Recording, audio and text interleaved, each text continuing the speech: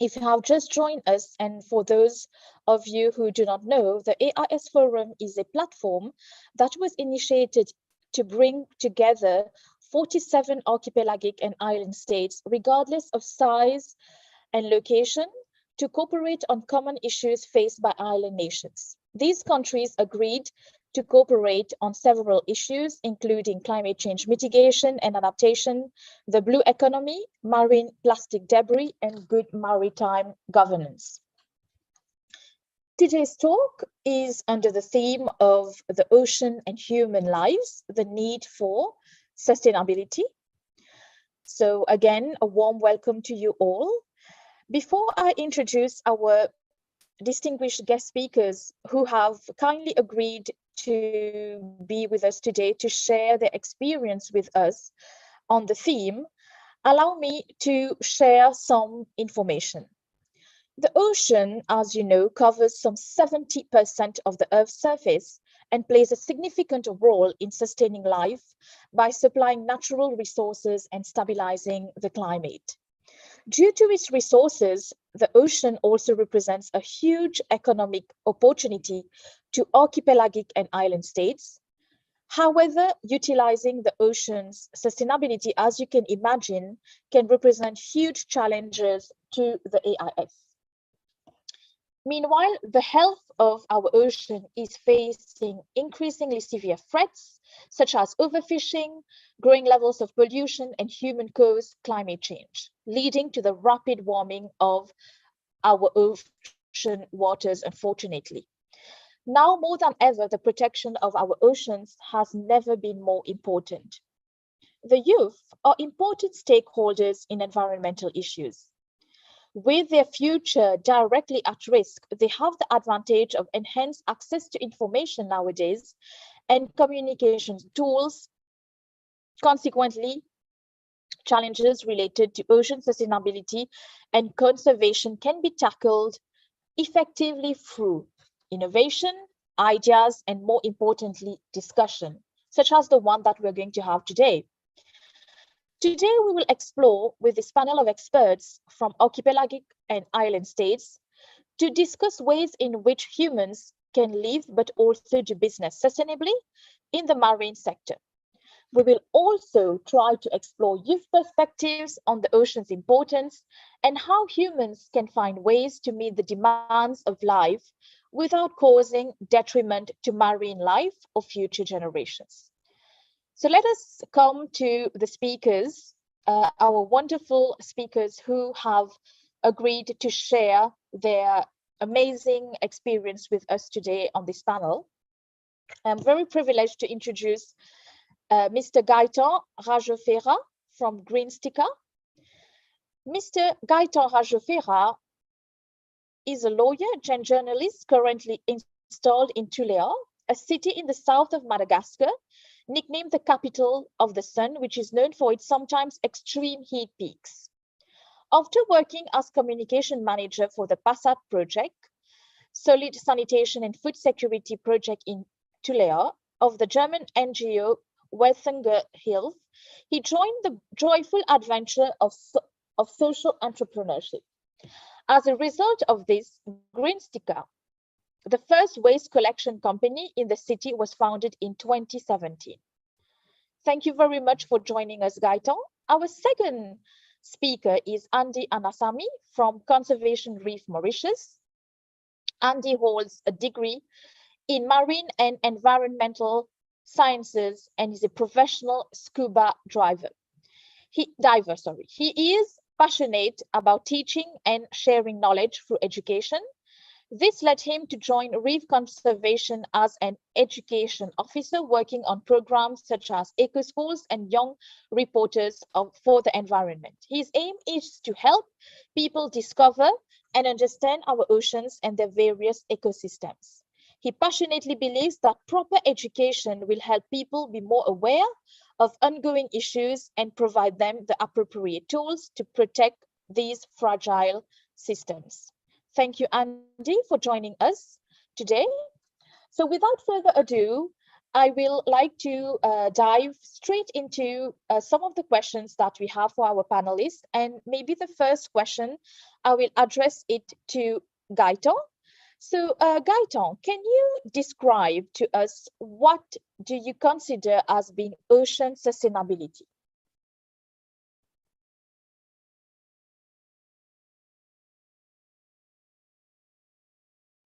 Gaëtan, we cannot hear you. Yeah, it's okay. Yeah. Yes, it's okay. Thank you. Yeah. Yes, first of all, I want to thanks a lot AIS Forum to give us this opportunity to talk about oceans and human life. And I want to thank also the organizer for this online session. For the first question, how would I describe the ocean sustainability? I think ocean sustainability is the best described by our ability as humans, but more importantly, as the greatest environmental threat that we have to preserve one of the most important ecosystem on the planet. With more than 20% of the planet covered by oceans. Oceans constitute world apart and above all unique that is important to preserve. Moreover, without the oceans, we are in a serious danger. Especially when we know that more than 70% of the oxygen we breathe come from unicellular organisms of the phytoplankton and over from algae or small or large. It's often said that the Amazonian forest is the lung of the planet, but I think it's the ocean the more important because it's our primary oxygen provider. I think too that there is another reality because oceans are absorb more than 90% of greenhouse gases. And I think about this, it's like what I understand when you say ocean sustainability.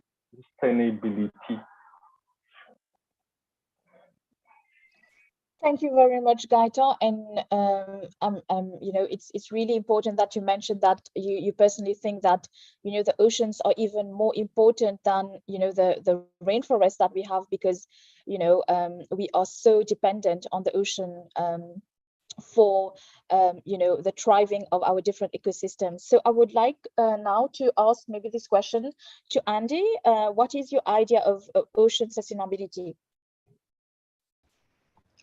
Yes. First of all, I would like to thank you guys for having me on your platform. And it's a privilege for me to be here on the behalf of reef conservation. I believe that before narrowing it down to ocean sustainability, we have to have a broader look of the concept of sustainability itself.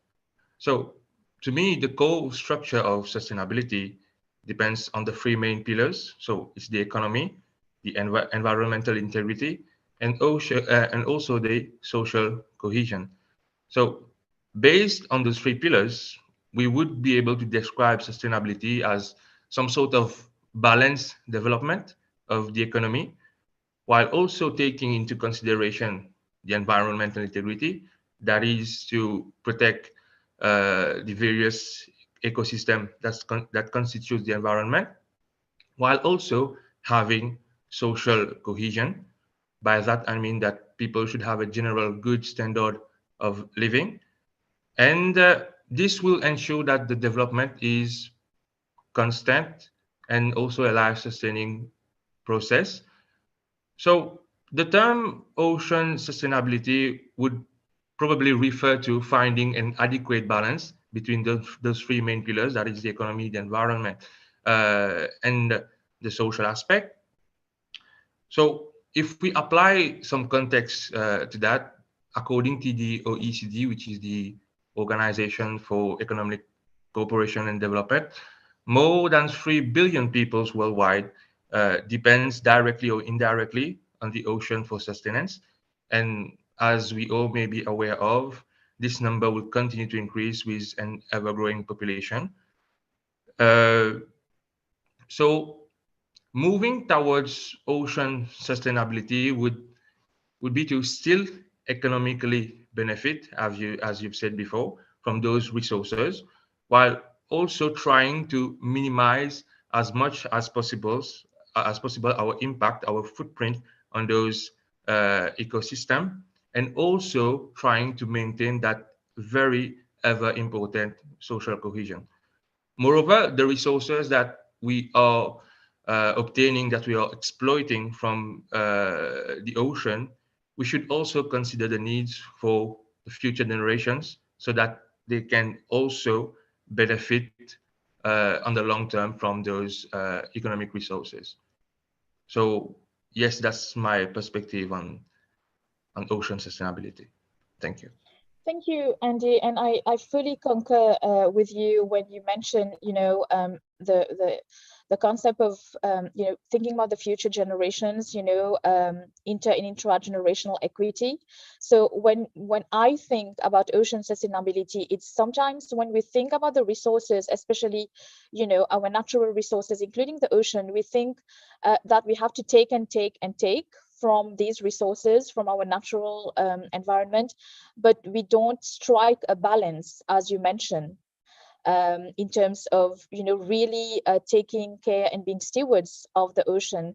So I think what you said really makes sense, and it's so important to keep this balance and remember that we have the ocean in stewardship, and we have to keep it so that we can continue to depend on it. And so many people, as you've mentioned, either they earn their livelihoods out of the ocean economy, or in some ways or the other they are directly impacted by the oceans. So I think I will bounce on this question, Andy, and ask you another one, which is, why do you think ocean sustainability is a problem for archipelagic and island states? Well, usually those countries are small islands, and they fall under the category of the SIDS, which are the small island developing states. And the countries that fall under this category face very specific struggles. So we are primarily affected by the consequences of climate change. We also very remote from other big countries. We face natural hazards. And on the economic aspect, we also have quite small domestic markets. And as we heavily depend on import for sustenance, any change in the economic structure of the world, any fluctuations tend to affect us on a greater level compared to other countries. As a result, we do not really have a diverse economy. For example, here in Mauritius, we rely heavily on tourism, and with the COVID pandemic, it really affected our economy. We also depend, as I've said, on many imported resources, and here the local population, especially those with low incomes, generally depend primarily on the ocean and the resources that it has to offer. So this, coupled with an ever increasing worldwide population, will consequently result in a lot of pressure applied on those systems. For instance, there's the issue of overfishing that's greatly affecting several islands in the Indian Ocean. This is primarily one of the major hurdles that those archipelagic and island states are facing. So there's the need an urgent need, I would say, to find alternative ways to exploit these resources, while also maintaining some kind of economic stability and growth. And also, as I've mentioned before, the two other pillars, which is environmental integrity, and improve the social cohesion. So any project or any endeavors brought forward that regards or looks to capitalize on oceanic resources should take into account those three main aspects. Thank you. So Gaëtan, Andy mentioned that there are activities that capitalize on making use of the resources of the ocean. So maybe you can share some of the innovative strategies that we can utilize for ensuring sustainable business practices in the marine sector. Yes. I think innovative strategies exist in many countries. I take the example for Madagascar, but we know that in the world there is more than 2.5 trillions dollar making in this make in goods and service. It will be a huge contribution to the planet and to billions of people. But oceans, I think, is a very big opportunity for further of entrepreneurs. So, for example, in Tulia, we have some not only entrepreneurs, but also communities, principally fishermen association that have set up projects like coral regenerating reefs, and because the reef in the region is very affected by human activities. So this type of project permit recreation of an ecosystem that has been totally destroyed. And they want to perpetuate their activity in the time for the child and the generation after them. So they have regrouped in a community, and together they regulated. They put artificial reef and regulated fishing to preserve the reserves of fish and reduce the threat on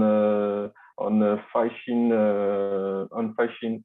In Tuileries, we have also some companies, companies of social enterprise who work with my social enterprise Greentica, and they have put fishing communities in the heart of their growth strategy. They are making cultivation of seaweed and sea cucumbers. It's a very big project because they touch more than 1,800 fish farmers in the region, and we help them to make we intervene downstream of their activity for a sustainable management of the waste produced by their activity, principally to care about PET plastics. I think in more accessible area in Madagascar, as in other countries of the world, large-scale cleaning activities are organized periodically. So, like in cleanup activity, like a cleanup day. If this action do not have the merit of definitively solving the problem, they nevertheless contribute to raising awareness. However, it's up to us to anchor this in the reflection of the citizen. Thank you. Thank you, Gaëtan. That was really interesting. So beyond responsibility that we assign to private companies, the governments, civil society in terms of preserving the ocean, in terms of ocean sustainability, Andy, I would be interested to know what you think is our individual responsibility towards ensuring ocean sustainability. How can we individually help? Well, on this one, I will speak mainly from the perspective of a scientist. Uh, we, as I've said before, I really believe in educating the general community, general people, to give them the proper tools to be able to uh, carry on with the protection of the environment. And as scientists, our responsibility also lies in the protection of a natural environment with all these systems. At our level, this can be achieved through ecosystem-based conservation and restoration program. For instance, we at Reef Conservation are currently working on a few of these. For instance, we are currently working on a coral restoration program in the south of Mauritius. We are also working on a seagrass restoration program around the island. There's also a mangrove restoration program that we are carrying on at the same time. So there's the need to have constant monitoring studies to be performed to allow us to have an understanding of the current status and also obtain valuable data uh, about how these ecosystems are coping with the with an ever-changing environment and different conditions also. This will probably allow us to come forward with adaptive measures for the conservation of these fragile ecosystems. And as I've said, we're also responsible for the dissemination of proper information to local communities through education campaigns and sensitization campaigns that we also do at Reef Conservation.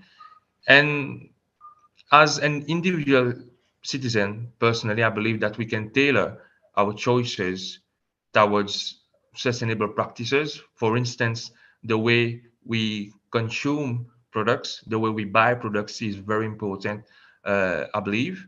So if we encourage businesses that are already eco-friendly or who are moving towards sustainable practices, we are encouraging them by giving them our money to maintain the right path and to be also be able to grow their business. So that's basically uh, my perspective on the question. Thank you. And Gaita, maybe you would like to jump on this. What do you think our responsibility should be individually towards ensuring ocean sustainability?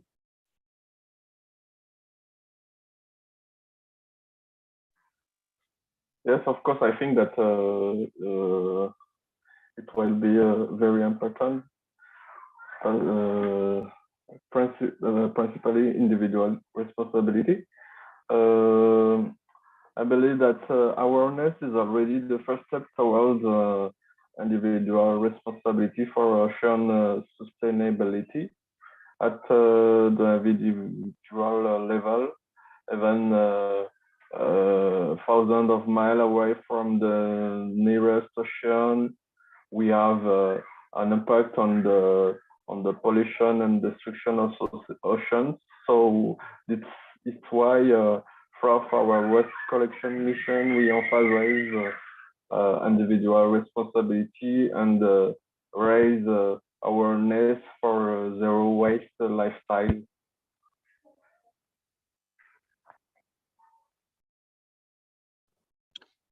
Yes, so thank you, Gaita and Andy. I agree with you.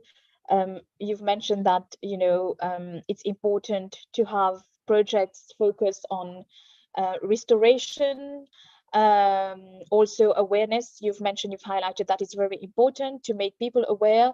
And I believe the young people are key in this kind of awareness and also dissemination, as Andy has rightly pointed out. So I believe that we all agree that it's not only the responsibility of private companies like shipping or otherwise, or those that exploit our ocean, and also the government to take responsibility towards ocean sustainability, but we can each of us, in whatever small way we can, take ownership and take stewardship of the ocean. Moving on to the next question, Gaëtan. How can we mobilize our communities to become more aware of ocean sustainability and get them to participate actively in some of the strategies that you and Andy you've mentioned above? Yes, I think our awareness is a particularly difficult area to master because it mobilizes resource, it mobilizes time. We see it in our daily life, but it is still important to do, and especially to achieve. Engaging everyone can only be done through an almost daily approach, where the right tools and methods are used to talk about it. It has to be present at every moment, especially at the time of consumption, in order to reflect on each of our actions. On a more global level, given the level of income of the ocean, it may be time to give it rightful place, especially in the business world. There is too little encouragement to invest in and for the oceans. There are many opportunities in terms of food, energy supply, tourism opportunity, and so and so. I think the ocean is full of opportunities of all kinds that can combine income and environmental responsibility, but principally ocean sustainability. Thank you. And Andy, anything that you would like to add to this question? Yes. So once again, I believe that education is the proper channel to achieve this. That is the mobilization of our communities. To illustrate this, there's an example that a concrete examples that we do at Reef Conservation. So we work in collaboration with an international organization called the Foundation for Environmental Education to promote awareness among the students. So in this scope, we run the Eco Schools programs, as you've mentioned before, within 190 schools across the islands of Mauritius. So the program has three main areas of focus, which are climate change, pollution, and biodiversity loss. And REEF tries to promote collaborative participation of the communities alongside the schools students to develop and implement eco-friendly projects. Some examples that I can give you right now are aquaponics, biogardening, and rainwater harvesting. And this promotes sustainable practices. We try and support those schools by providing educational capacity building via presentations regarding ecological topics or online training from our partner organization. We also try to disseminate scientific knowledge to the general public in an interactive manner. This is achieved via the use of a mobile unit called the Bislamer, which is quite a successful educational tool that we have implemented, that is used to reach out to communities across the country and help them understand the ocean and their ecosystems better, and therefore how to protect them. Because we believe that an educated community has the adequate tools and motivation to actively participate and be involved in sustainable project initiatives. I can give an example to illustrate this phrase. We were able to implement a voluntary marine conservation area, also called a VMCA, to protect part the lagoon in Anse-la-Raye, which is located in the north. So the purpose of this VMCA is to give custodianship, stewardship, as you mentioned, to of a parcel of the lagoon to local communities. All right. So upon many implementation processes, all the stakeholders, that is the fishermen, the boat operators, those who work in the tourism industry, have agreed on a voluntary basis not to carry out any extractive or destructive activities such as fishing in that very specific area. And in the long run, I believe that this can greatly help this part of the ecosystem to recover. And which is another thing that is very fascinating is that no legal frameworks were used behind it. So it's all on a voluntary basis. So we can see how educated communities mobilize themselves as they're aware of how important it is to protect the lagoon. Yes, so yeah, thank you, Gaitan, Andy. Really interesting. And I just want to add that, I firmly believe that education, I am an academic, I am an educator, and every day I have the opportunity to influence my students about the need to be really as you've mentioned the word, the stewards of the environment, and also obviously of preserving the ocean. But I think that one thing is there is a certain level of awareness. I take the example of Mauritius, where we come from, and Mauritius, I have seen over the past few years that there has been a lot of progress in terms of people being aware that they need to be the agents of change.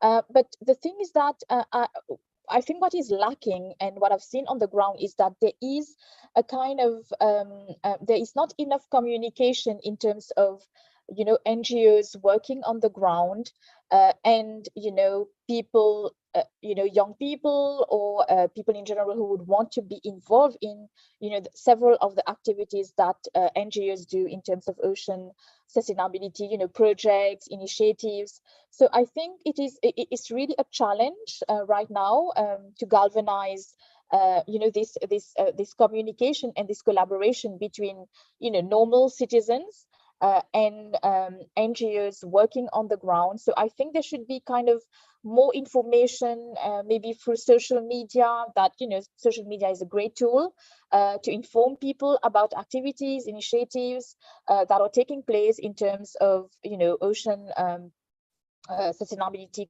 conservation.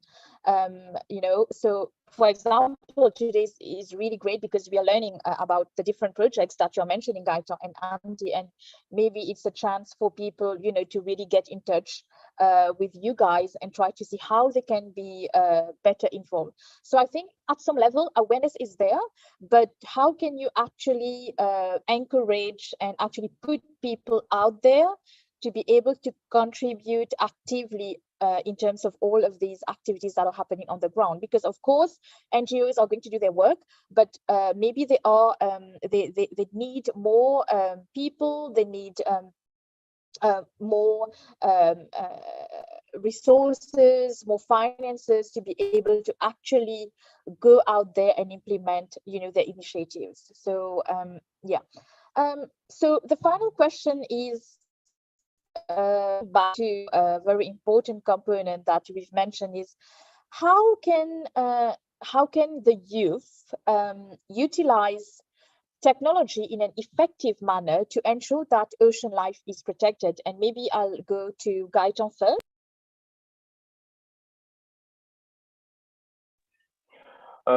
Yes.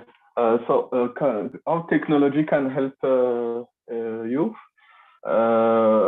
First of all, I think technology is one of the basics of Greentica, the social enterprise we have set in Tulia. I think technology can be in the heart of protection of ocean life, and that was the challenge we set ourselves when we launched Greentica.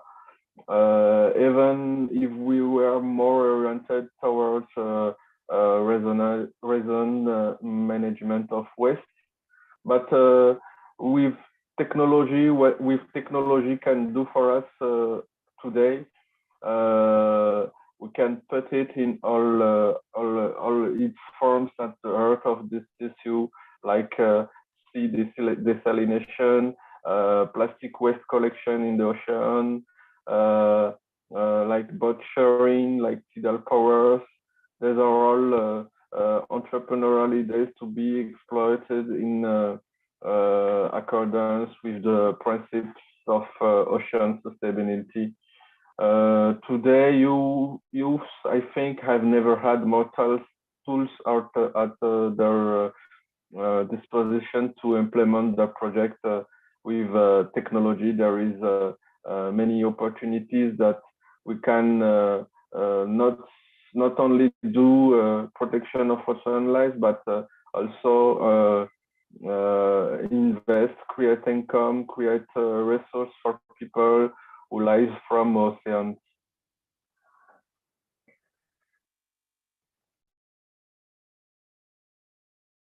Thank you, Andy. Yes, so as Gaito mentioned, technology is becoming more and more accessible and affordable. So I think the way to go is possibly with citizen science. So what I mean by that is that the youth can be encouraged to be involved in citizen science in relation to the marine environment. I believe that they can greatly help in providing meaningful data with regards to ongoing research that we are carrying out. And this can contribute to possibly mitigate occurring issues. For instance, we are currently working on a crown of thorns starfish project aimed to control the population of outbreaks around the island of Mauritius. So the process is that before any intervention, surveys are usually carried out to assess the number of individuals at each site. Um, Now the community is encouraged to actively participate in this project. How? By alerting us, the organization, and taking pictures where possible when they come across those organisms when they are snorkeling, diving, or even in shallow water. And then consequently, our scientific team will be able to perform a survey to assess the area and then intervene if there's the need for it. So another example is also the use of drones that can be used by citizens to help in projects such as mangrove mapping. And therefore, this type of participation from the community, and especially the youth, can be pivotal in further environmental initiatives. Thank you. And I just want, if I may mention that recently, as you may all be aware, that there was the recent UN Ocean Conference.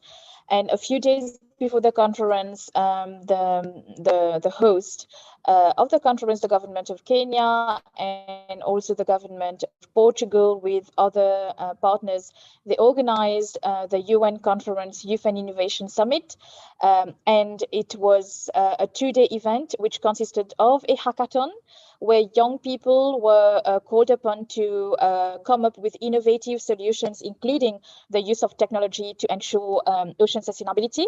And if you are interested to learn about some of the ideas that came out of this hackathon, I really encourage you to go and check the website of the UN Ocean Conference, where you will find the links to the different presentations. And there are really great ideas which came out of the innovation of the Youth and Innovation Summit.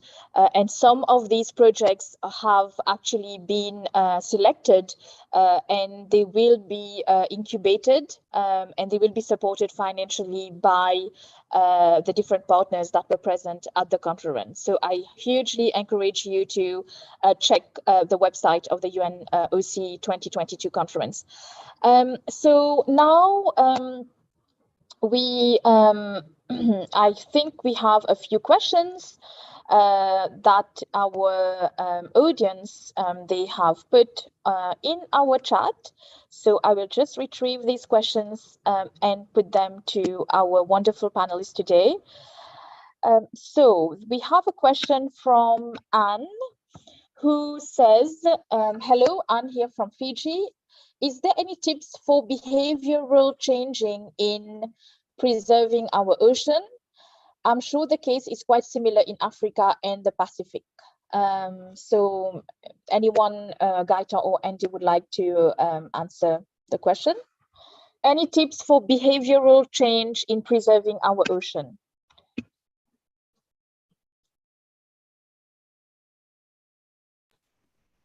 If I may, so I believe that that's a good question, because behavior can be seen as, in two different perspectives. There's the individual perspective and the one maybe carrying out the business.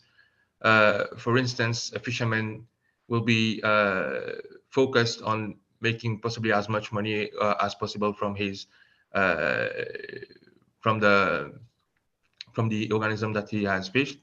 And we can potentially try and target, as I've mentioned before, those businesses that tend to have taken the road towards more sustainable practices. So our choices, our decision to buy and consume products can force sometimes businesses to change their way of operating. So as individuals, we hold some kind of power, I would say, to be able to implement the change that that we want to see. Thank you, Andy. So the second question is, what are the natural mechanisms through which the ocean and the seabed can mitigate climate change? Example, CO2 sequestration, and what are the risks of manipulating these mechanisms for our ocean? I would put the question to you, Andy, maybe as a scientist, if you can answer this question. Natural mechanisms through which the ocean and the seabed can mitigate climate change. So the first one will be to carbon sequestration. So as Gaetan mentioned before, there are microorganisms, unicellular organisms known as phytoplankton, that are present in the water column across almost every ocean. So these organisms are basically unicellular plants. Therefore, they have the capacity to absorb carbon dioxide, just like trees on land. And again, as Gaito mentioned, on land, the Amazon is known as the lungs of the planet, but the ocean has a higher capacity for carbon sequestration compared to trees on land. That is, it has the ability to absorb tons and tons and tons of carbon dioxide and sequestrate it within the system, thus decreasing the amount of greenhouse gases in the atmosphere, and therefore also not decreasing, but being able to mitigate the impacts of global warming. Thank you. So the third question is, some countries have seen a decrease in ocean pollution due to COVID-19. How might we continue with this as the economy and the world returns to normal? Maybe Gaetan can take this question. Yes, okay. I take the question. Yes, we have seen this, but I think COVID-19 was an opportunity for all of us, because we can adopt another mode of life, another set of life. Because we know actually that, as I said earlier, it is mainly human activity that impact the preservation of our oceans. So I think the main trick, the main comportment we must adopt will be to be able to live in a zero waste mode lifestyle to reduce our impact on our planet, not just a zero waste, but decrease our transport for less pollution. There is opportunity was created by the apparition of this pandemic, and we must be able to take the best part of this pandemic and the effect on our life, because the products we use today do not have this nature to be absorbed naturally. So it is important that each of us can question ourselves and our current way of life.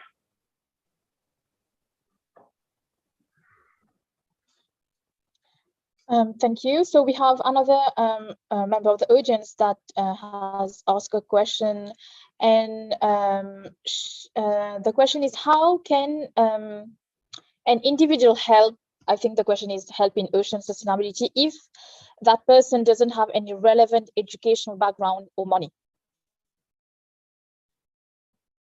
So I think that person is mentioning about limitations in terms of if someone would like, yes. So what kind of help an individual can put forward, even if that person has limited knowledge or expertise in the field of ocean sustainability, or limited funding to do that. If I may, I think the answer to this would be citizen science. So anybody can reach out to local NGOs here in Mauritius, or I believe worldwide, and they would welcome people who are, passionate about the topic of environmental protection. So if someone doesn't have the appropriate knowledge or financial resources, they can definitely reach out to some organization, mainly NGOs, and I believe that the people at these NGOs would be more than happy to help disseminate knowledge or share their experience to that person, so that he or she can be better equipped to possibly enter the endeavor and try to participate in ocean sustainability. So the answer would be to reach out to relevant institutions, and I believe that you will definitely get the help that you're looking for. I see that Livita wanted to answer this question. Livita? No, I think I don't have more. I think what Andy I said is very complete, and I don't not have more to adjust. Okay, so maybe a final question is, what practical steps are most needed today for youth in our different countries to develop businesses based on ocean sustainability? So what practical steps are most needed today for youth in the different countries of the archipelagic and island states to develop businesses based on ocean sustainability?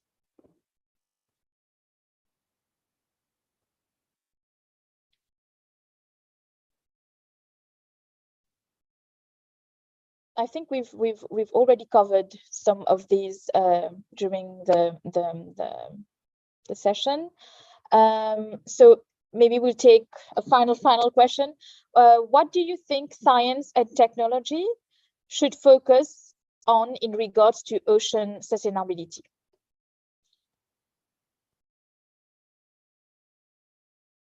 What do you think science and technology should focus on in regards to ocean sustainability? Maybe Andy?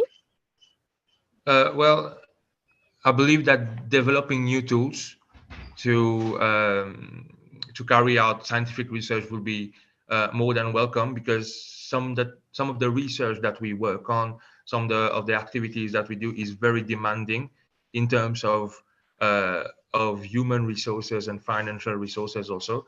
So developing new technologies to help us obtain scientific data or carry out essential research for the protection of the environment would be essential. So an example is that, as I mentioned before, the use of drones for mangrove forest mapping that greatly helps in terms of decreasing the amount of time that you have to spend within those mangrove forests, decreasing the number of people that you need to mobilize in order to carry out surveys within those ecosystems. So yes, I believe that tech, the technology should be used to develop new tools, innovative tools to help scientists perform better.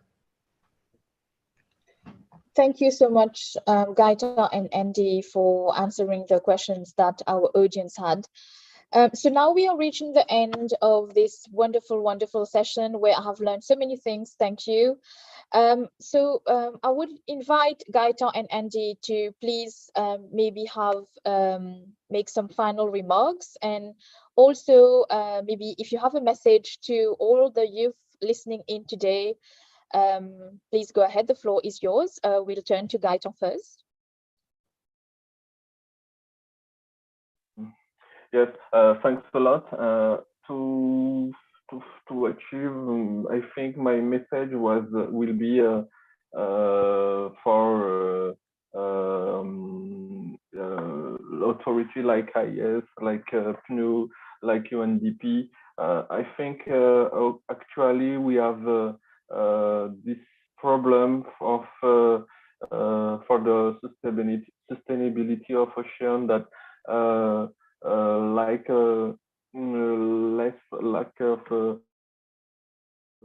political will, whether at regional or international level, must be strengthened, because such an initiatives can be blocked from their conception to develop business around this field.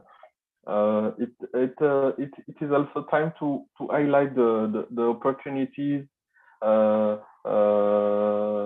in Madagascar as in other country. I imagine when you want to start your own business, it is rare that you turn to the ocean. So while does occupy more than 50% of the country of the world.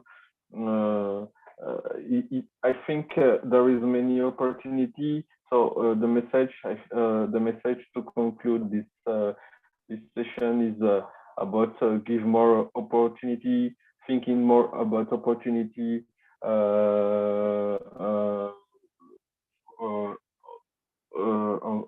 the to invest in oceans, to believe in oceans, to give us an income and idea of business to make. Thanks.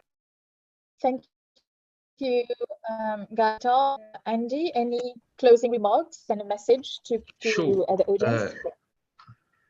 Yes.